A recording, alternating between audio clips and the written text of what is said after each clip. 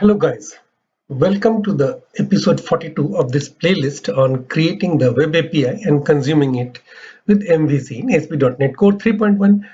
I shall walk you through the adding of the data annotation validation attributes for the order model. And these episodes and code base are built in continuation from the previous ones. Hence, I request you to go through them before coming to this one. I also request you to subscribe to the channel and share it. So let's move over to the learning outcome of this lecture. So by the end of this lecture, we shall know how to add data annotation validation attributes to the order model for a step towards the server-side validation of the order data or order form. So over to the Visual Studio project, and then I'll go for the models folder and get out this order.cs order model. So I have to put this necessary library on with the using statement using system dot. Do you remember from last time from the customer model that we have used certain using statement? So if you recall it, that's fine. If you don't recall, that's also all right. So you can just revise your notes. System.component model.data annotations. Okay. Now again, briefly, what are validation attributes? So validation attributes let you specify validation rules for model properties. Okay, so we will actually be specifying the rules for our order model. So again, we don't put any validation attribute for the ID because ID is required.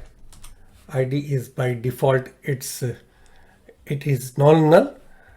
It's a primary key, and we will start with the customer ID because customer ID is required for a particular order. So an order belongs to a particular customer. So you have to fill this. An error message is, now you are at your liberty to put any error message that you deem fit or that you like. So I am putting my own. Please put the customer ID for this order.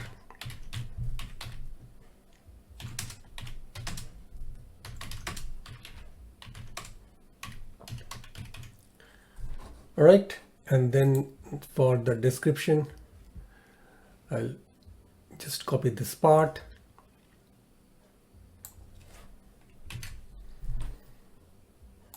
Just bring it down a little, paste it over there.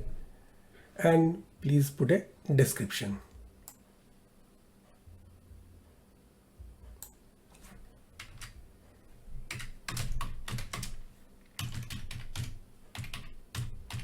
Please put some description. And then for this order cost, first of all, I'll have to put an error message with the required field means that field is required. You cannot just not fill, keep it blank and then submit to the server. It will not accept it on the server side validation. So for the order cost, please put the order cost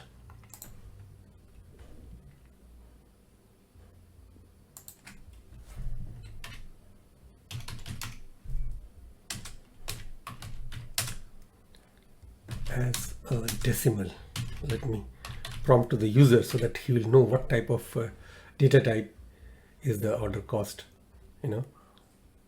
bound to what kind of a data type he has to give. Okay, so he shouldn't be giving it alphanumeric value or just an alphabetic value. Okay, so please put the order cost as a decimal for this order, and then I will finally enforce that statement by putting a regular expression, which is this is the regular expression and this is the string. So regular expression string, it is preceded by @ and this is the beginning of the string, and this is this $sign is the end of the string. This caret sign, this is the caret sign, and this is the beginning of the string. And it basically says that you have to write something like decimal.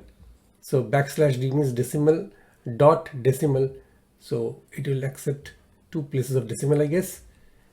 So we have done this data annotation validation for the order model, and we'll click on Ctrl+Shift+B to build this application once, just to see whether everything is fine. Again, the build succeeds. So we've been able to put data annotation validation attributes as a step towards the server-side validation for the order model or order form.